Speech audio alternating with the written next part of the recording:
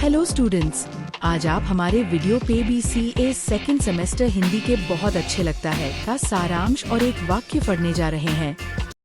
जमीन पर जान डालता शेर की तरह दौड़ता, सुबह का समर्थ उजाला कूच कर गया है जिसे देखकर, अंधकार का जंगली रिसाला। बहुत अच्छा लगता है मुझे। यह कविता सुबह के उजाले की शक्ति और उसके प्रभाव का वर्णन करती है। कवि उजाले की तुलना शेर से करता है जो तेजी से दौड़ता है और अंधकार के दल को पराजित कर आगे बढ़ जाता है। यह दृश्य कवि को बहुत अच्छा लगता है क्योंकि यह नए दिन की शुरुआत और प्रकाश की विजय का प्रतीक है। पहाड़ पर फूट फूट पड़ना, आसमान के बाग के लाल लाल पक्के अनारों का, शिलाओं का सिर से पैर तक फूल खूलकर चनार अकचनार हो जाना। बहुत अच्छा लगता है मुझे। इस कविता में सूर्योदय के सौंदर्य का चित्रण किया गया है। कवि पहाड़ों पर उगते सूरज की तुलना आसमान के बाग में खिले लाल अनारों से करता है। सूरज की किरणें जब पहाड़ों पर गिरती हैं तो ऐसा लगता है जैसे शिलाएं, चट्टानें पूरी तरह फूलों से भर गई हों।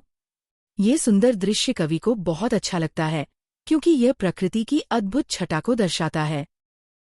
नदी का अपने ही पानी में तरंगित झूलना, खगोल की रंगशाला के नाटकीय मुद्राओं के सौंदर्य का वर्णन करना बहुत अच्छा लगता है मुझे। इस कविता में नदी की लहरों की सुंदरता और आकाश में बदलते रंगों की नाटकीयता का वर्णन किया गया है। कवि नदी के जल में उठती गिरती तरंगों को झूले जैसा मानता है जो अपने ही पानी में लहराती रहती हैं। साथ ही वह आकाश के रंग बदलते दृश्य को एक रंगशाला, नाटकीय मंच के रूप में देखता है जहां प्रकृति अपनी सुंदर मुद्राओं का प्रदर्शन करती है। यह मनमोहक दृश्य कवि को बहुत अच्छा लगता है।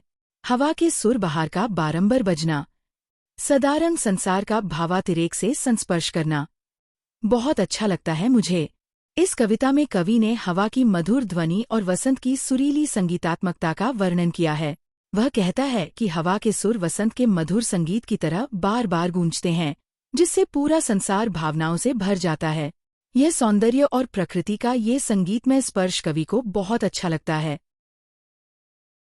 पेड़ पेड़ की गोद में दुधमुहे फूलों का कुलेल करते करते कुलकना, ओठ और आँख खोले रंगीन नैसर्गिक हंसी हंसना बहुत अच्छा लगता है मुझे।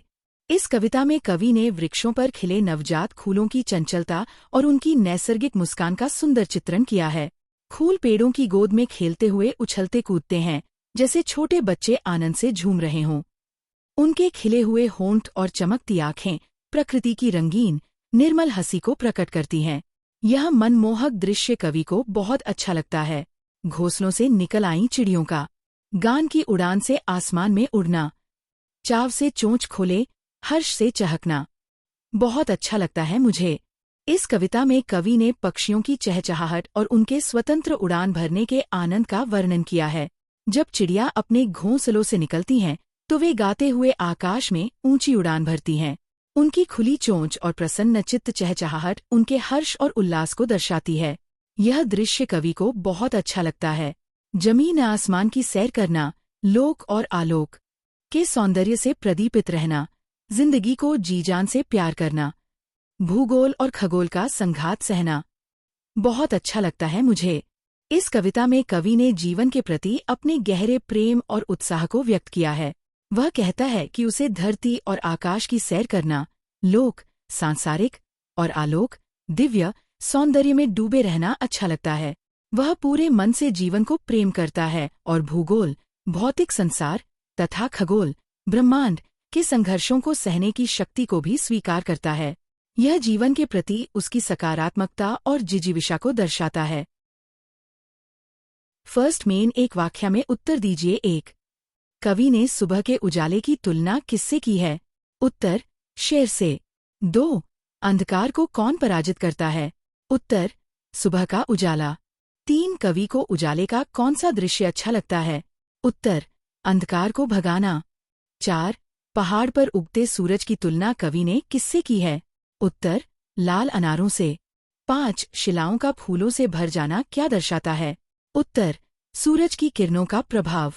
6. कविता में कचनार अकचनार शब्द का प्रयोग किसके लिए हुआ है? उत्तर, फूलों से सजी शिलाओं के लिए। 7. कवि को पहाड़ पर सूर्योदय क्यों अच्छा लगता है?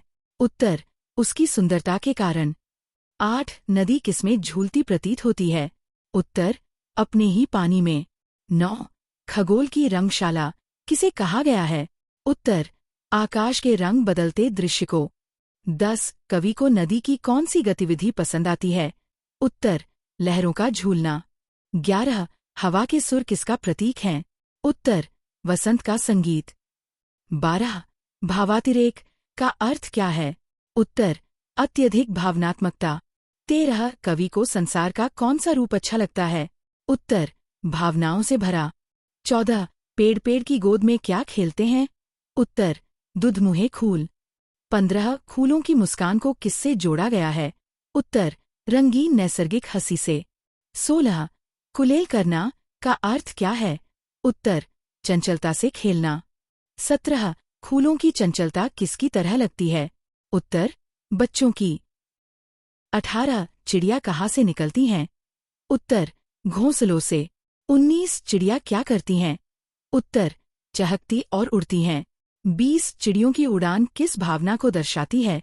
उत्तर, स्वतंत्रता और हर्ष। 21. चिड़ियों की चोंच खुलना किसका प्रतीक है? उत्तर, प्रसन्नता का।